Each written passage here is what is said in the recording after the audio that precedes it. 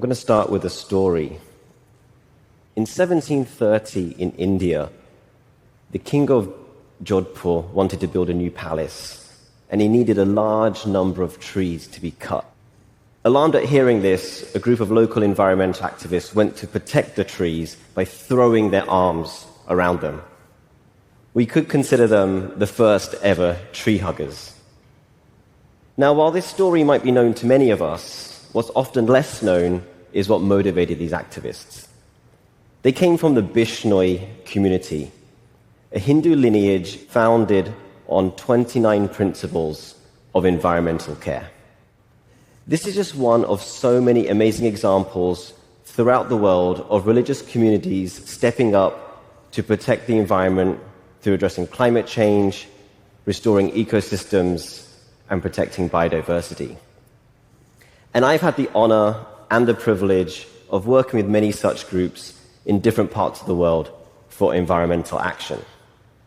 But before I did that, I actually was living in India, where I spent time in a Hindu ashram on the banks of the sacred river Ganges, where I was studying Hindu spirituality and how the teachings of the Bhagavad Gita could be applied to contemporary concerns in the world.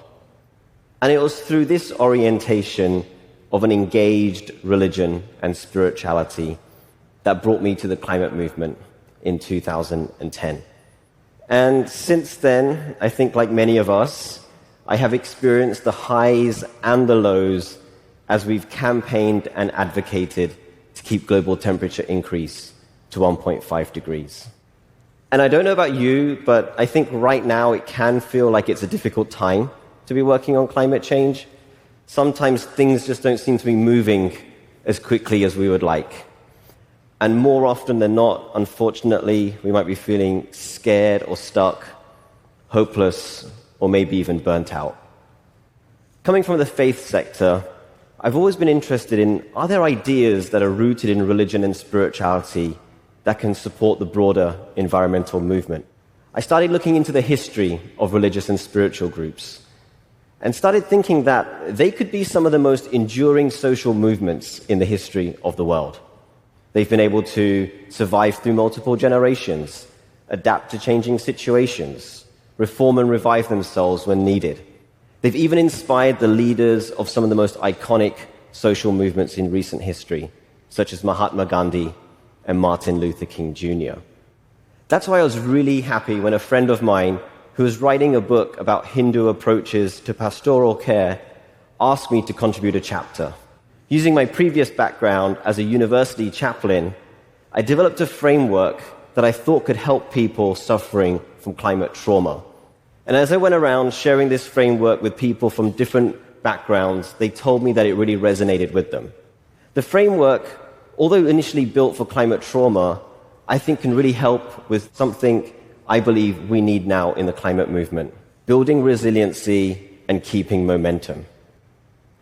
There are three core interconnected parts to this framework that are drawn from across a variety of religious and spiritual traditions. I'm excited to share that with you, and I'm going to use the Sanskrit words to explain the different aspects of the framework. We begin with Sangha, nourishing and uplifting community, where people come together to support one another and reaffirm social ties. This can happen weekly, monthly, or at different times of the year. So, for example, my Christian friends, they go to church on a Sunday. My Muslim friends go to prayer on a Friday. And my Hindu friends, they will gather at major festivals such as Diwali. We then have sadhana, rituals and traditions that give us a sense of belonging. This can often be fasting at times of the year, or going on pilgrimage, or retelling stories that have been passed down for multiple generations. Buddhists will go on pilgrimage to Gaya, where the Buddha found enlightenment. Jewish families and communities will retell the stories of their ancestors when they gather for their holidays. And then we have seva, purposeful action. These groups have guidance and teachings for how to show up in the world, how to care for one another and the planet. In the Jain tradition, there is a focus on leading a life based on non-violence. Members of the Baha'i faith are encouraged to be anxiously concerned with the needs of the world. We do these things on a regular basis, but there are two ways that religious and spiritual groups engage in these practices that set them slightly apart. The first is intention. When religious and spiritual groups engage in these practices, they do them with a sense of importance.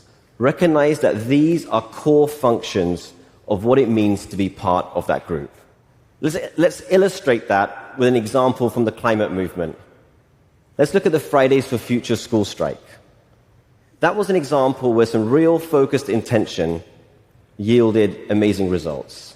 By performing a very simple activity, not going to school on Fridays, they were able to build a community, a simple ritual, and a purposeful action. And by doing so, they built resiliency amongst themselves and motivated millions of people around the world that change was possible. Now, if we bring these three practices together, along with the intention, something really magical starts to happen. This is the second special feature that religious and spiritual groups bring to these practices. It's something that provides the ultimate grounding, narrative, and meaning for why community, rituals, and action are important. I call it the big idea. For religious and spiritual groups, the big idea is often a sense of the divine, of God, or a metaphysical understanding of the world, or a grand narrative of a people throughout time. Whatever it is, the big idea usually has some common characteristics to it. It's usually something that has existed before us and will exist after us. The big idea is not limited to a certain moment, time, or place. Now, I'm getting some worried looks in the audience. Don't worry, I'm not asking all of us to go out there and start looking for God. But I am suggesting that we may benefit from being part of something bigger than ourselves. And that can take many different forms.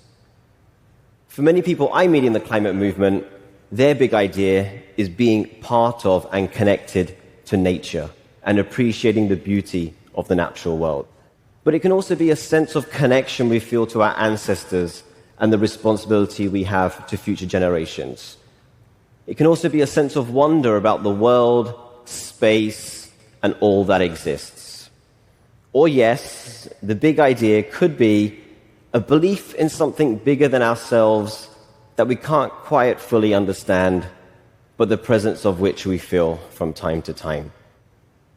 The big idea, the intention, and these three practices, when coming together, are extremely powerful and are bigger than the sum of their parts. For me, my big idea is that the earth is a goddess. In Sanskrit, she is called Bhumi. She is the life-giving source that nourishes me and all that exists. In order to sustain this idea, I make sure I have a community of people around me who believe similarly. Every morning, I have a simple ritual where I offer her my worship, thanking her for all that she provides. And I try to show up in the world with meaningful action, treating her with the love, respect, and compassion that she deserves. As we stand in this moment of time together, with all of the data and science before us, I believe we need to equip ourselves with every tool and resource possible. My invitation to all of us is that we all find our big idea and create communities, rituals, and practices with renewed intention and purpose. This framework not only has the potential to help us build resiliency and momentum, but it can profoundly transform the world. It has worked for people and communities for thousands of years. And perhaps it could work for us now. Thank you.